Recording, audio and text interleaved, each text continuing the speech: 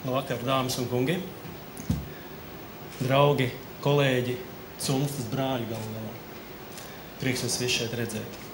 Man ir tas gods paziņot, ka jau 4. gadu noslēdzies studiju darbu konkurss, ko aizsāk Rīgas fonda birža 4 gadu atpakaļ jau. Tātad īsumā konkurss būtība ir tāda, ka tajā var piedalīties maģistra vai bakalaura studiju darbi, kas ir pār, ap vai iekš Latvijas vai Baltijas vērtspapīra tirgus un tām aktualitātēm, kas tajā notiek.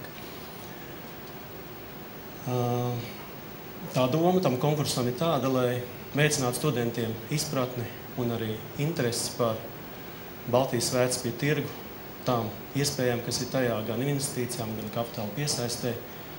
Un līdz ar to mēs audzinātu jau nākošās paudzes, kas mūs aizvietot.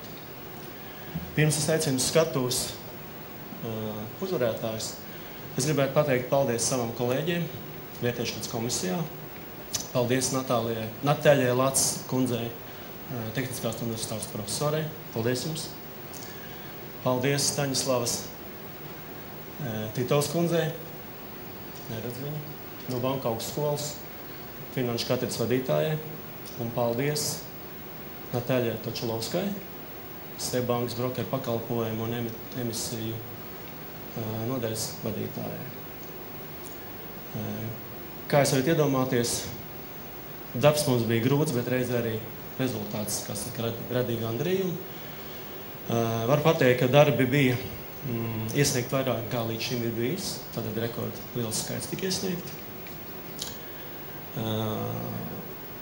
Darbi bija labi. Zemākais vērtējums, kāds vispār bija, starp 10 darbiem bija 7,8, tā kā varētu saprast, kāda līmeņa darbi tie bija. Un tad ķeramies pie lietas. Tātad 3. vieta ir darbam ar nosaukumu, es teikšu ordinālu tekstā, Is information risk priced in Central and Eastern Europe stock markets? Autors Sauļus Ņežinskas, Rīgas ekonomikas augstskola. Lūdzu skatos. Sauļus, lūdzu skatos.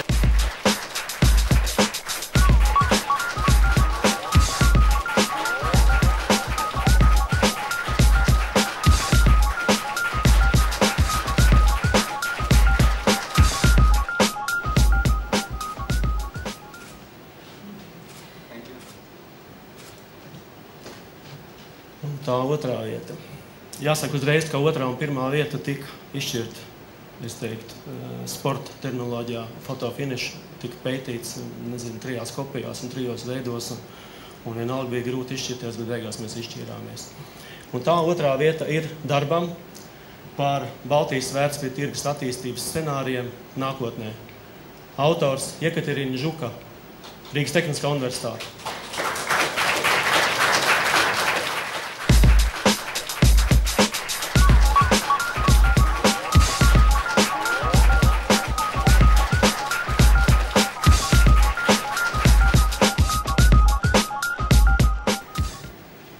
Esam nonākuši pie, es teiktu, kulminācijas.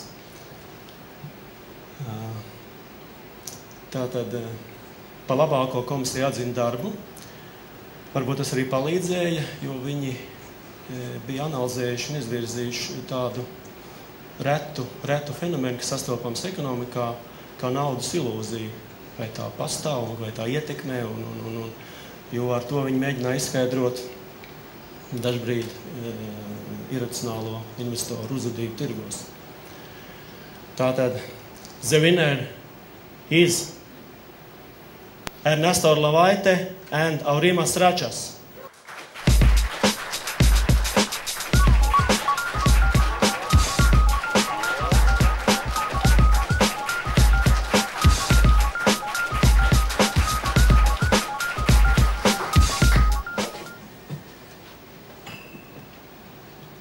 Es varbūt parunāšu viņiem galu galā uzvarētājiem.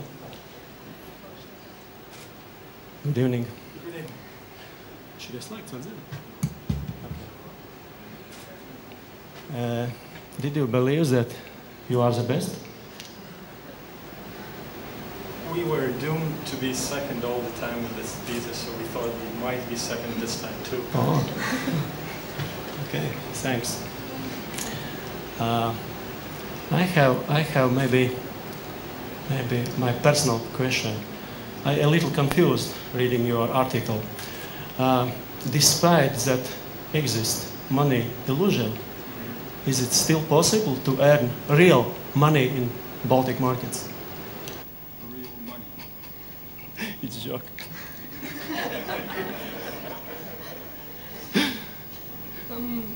What we found, I think, no, not really, because what we found was very strange, but not money illusion.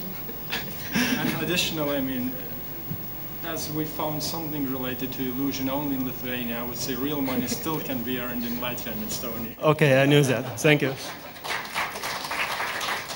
Okay,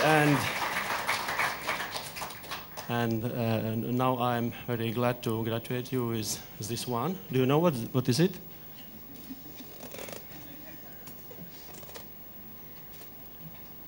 I think this is real money illusion of 1,000 euros.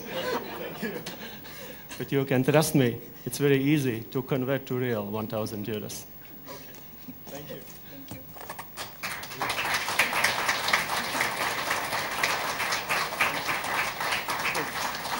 Photos, maybe photos.